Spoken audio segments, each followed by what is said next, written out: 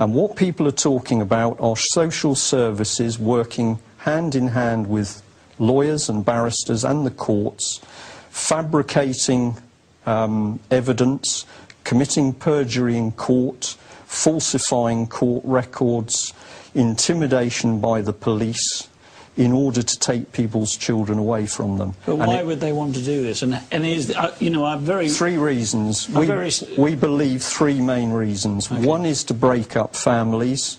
If you look at the way our society is going, families are under continual attack, and you break up families because that alienates mum and dad and it leaves the children vulnerable.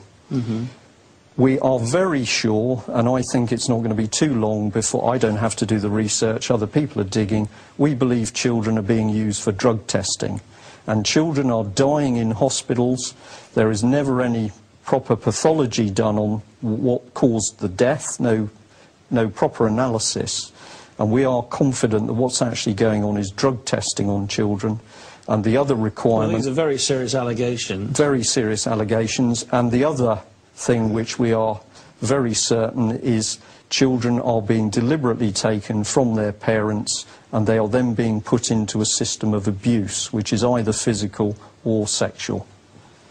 Well, again, extremely serious allegations, Brian. Well, I don't sit here making these idly, and I've got no worries about this, because initially when people spoke to us, some you would say, where's the evidence? They're traumatised, they don't have it.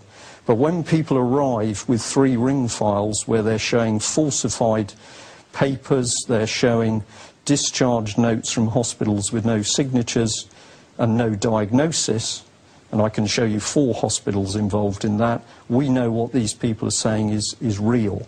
And at a talk in South Wales, 3 ladies stood up on camera with me, and one of them, as an example, said that when she tried to help the mother to stop the daughter being taken, she was threatened by the police. Well, okay, but that's an individual case, and you weren't there, were you? So no, but what I'm saying is that people are prepared to stand up and tell their story. And why you are not hearing about it, or we're not hearing about it, is because the family courts are closed. Now, we've had a change to that, in that it's recently been stated the results of the court hearings will be made known, but that is a smokescreen, because the damage is being done inside the courts. And they're meeting in secret, aren't they? They're meeting in secret. Just suppose that the judge running a secret family court was himself a child abuser. Just suppose that was true. You'd have a very dangerous situation.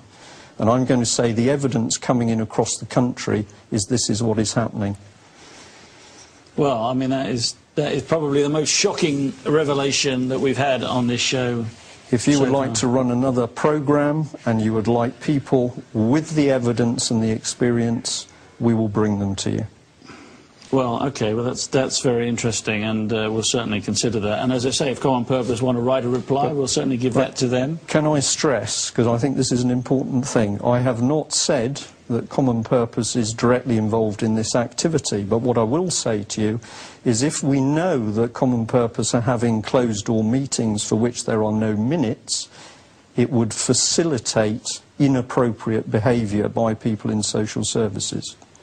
Okay, so it could be a separate thing and not connected to Common Purpose. That's what you're saying. Okay, I think that's important to make that point. Okay, well, it's been absolutely mind-blowing, this programme tonight, and thank you everyone for texting.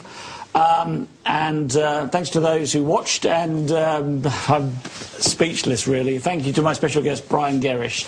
If you've enjoyed this show, please tell all your friends. Next week we'll be back with yet another exciting show that might well change the direction of your life. Until then, remember, they're watching you, watching us, watching them. Cheerio.